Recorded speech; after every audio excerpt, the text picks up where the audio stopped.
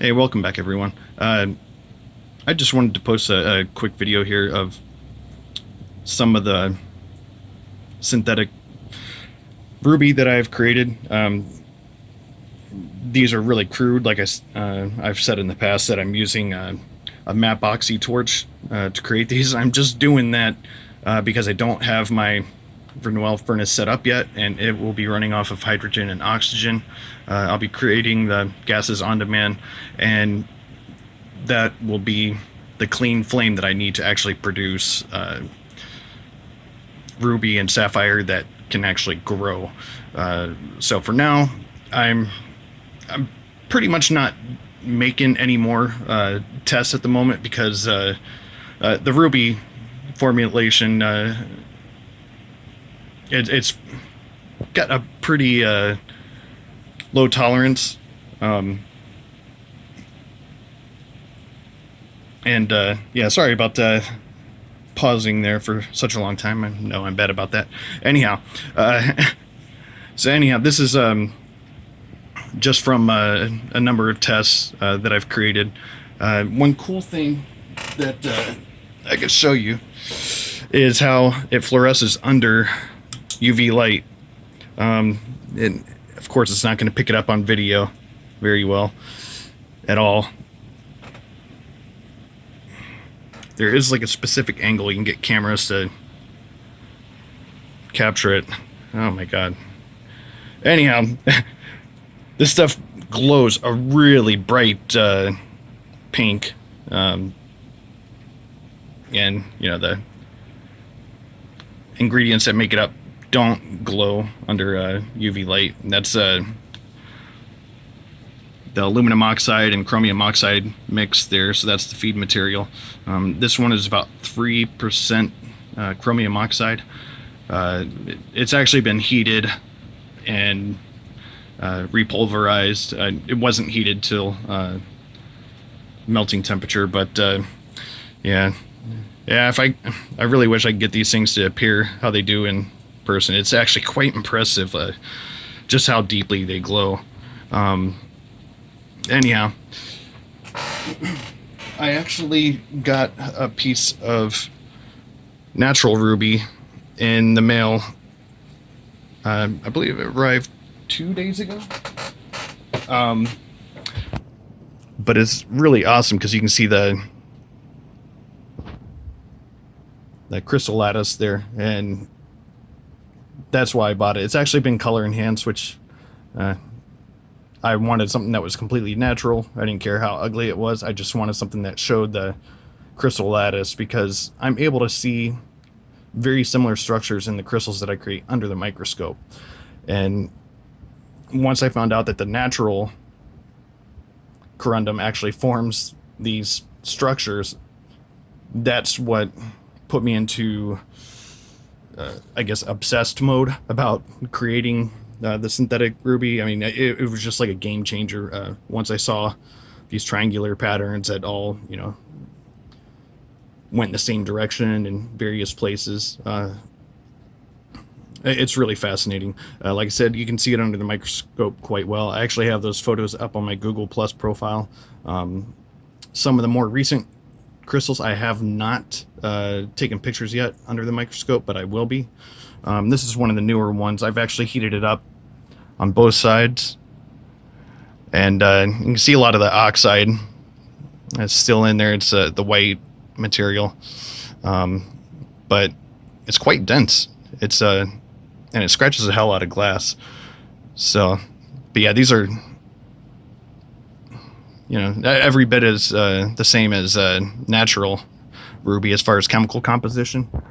Yeah, I was hoping I could get that to come in focus a little bit better. But yeah, and it was really hard to get these to mostly face the same direction because they're heavier on the top, and most of the bottom is just like a white crusty material. Like I said in another video, I'm not even sure if I'm going to upload that video or not, but I'd soaked most of these crystals have been soaked. I can't really call them crystals. They're boules. And they're just like infant boules. But nonetheless, to me, they are synthetic ruby, and it's pretty cool because I made them myself. So whether anybody else finds them cool or not, you know, I don't care. I think it's pretty cool. So anyhow, yeah, I've soaked these in all kinds of different acid, hydrochloric, sulfuric, made aqua regia. I've got nitric acid. I've soaked them in all of it, and it doesn't seem to have any effect on the surface of the corundum. I've been able to loosen up some of the fused oxide material that's really evident here, like on that side, and I can scrape a lot of it away. I've done as much as I can, so that's actually fairly hard, even the crusty looking stuff. You know, it's just most of the softer stuff has been dissolved away or scraped away. I also soaked these in a really strong solution of sodium hydroxide. That seemed to remove actually quite a bit more of the unfused oxides. I'm guessing the aluminum. I know the solution had turned a lot more green. So I don't know if it had any effect on the chromium oxide or not. But yeah, anyhow, I haven't really shown what the crystals look like, you know, once they're cooled down. And like I said, you know, they're just starter bowls, and of course I can't get anything to stay in focus. But I think this one here is from my first batch. I've also actually done like varying heat treatment experiments with them, where I've heated them up with the blowtorch, stuck them in the microwave, and kept the heat going. The fascinating thing about these is they will change color under intense heat. They'll change to a black color.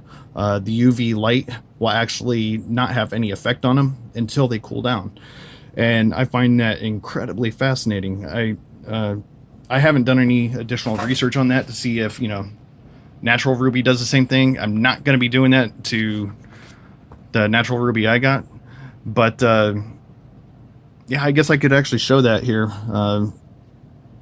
Let me see. I'll select a couple pieces. This would be a good one. So what I'm going to do is I'm going to stick these pieces in a crucible and heat them up real quick, and you'll be able to see the color changing.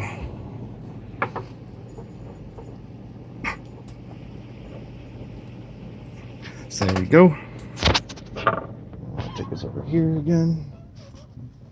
You know what? I'm just going to throw in a couple of the bigger ones too, because they will go right back to this color.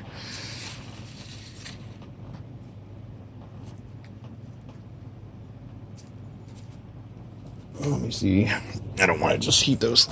And I apologize for the camera.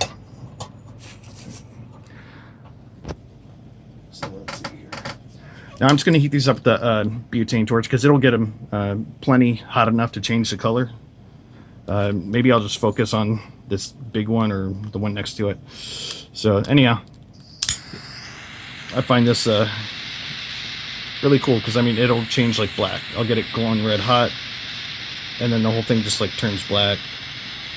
Yeah, it's actually changing black now. You can see anything that's around it.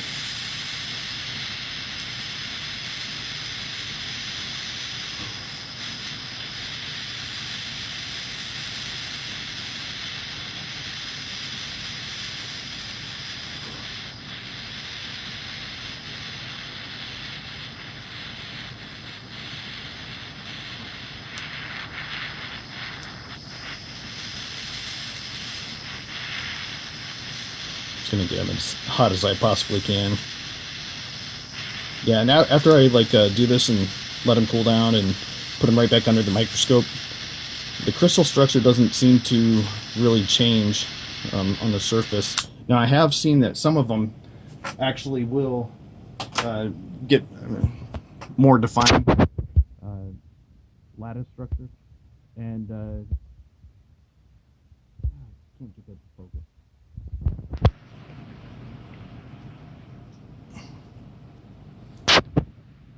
But I'm just going to keep recording here. Sorry, this is going to be a slightly longer video than I anticipated. But you can see it's still black right now, but it's starting to turn the reddish color again. And I don't know if I'll be able to get anything to pick up the UV light. Oh yeah, they're glowing nice and bright, but if I heat it up to glowing heat again, it won't glow under the black light. It has no fluorescence, but once it cools back down, it fluoresces. It's such brilliance. I mean, it actually kind of hurts the eyes to look at. They're so bright. I've only been able to show that to a couple people. I brought them into the office one day and showed it under the black light and showed them how it scratches glass and everything. So anyhow, this is a really fun project. You know, even though I've just got these tiny little crude starting boules, I think it's worth my time. Like I said, I'm building the Verneuil furnace. I haven't been able to do much on it over the past couple weeks. I've bought more material, and I have bought more supplies for my electrolysis chamber that'll be generating the oxygen and hydrogen in separate cylinders. And then, yeah, I won't get into all the details of that, but anyhow, I just wanted to do a quick video, and that way you could actually see the color. Those are all probably pretty warm. They actually kind of look a lot more purple compared to the stuff that's already cool. So, don't know how well that'll show up on video, but yeah, as the ones inside the crucible here continue to cool, they'll become more red. And yeah, I just think it's pretty cool. Anyhow, thanks for watching. Sorry for the long video and the crappy camera work again. I'll see you guys next time.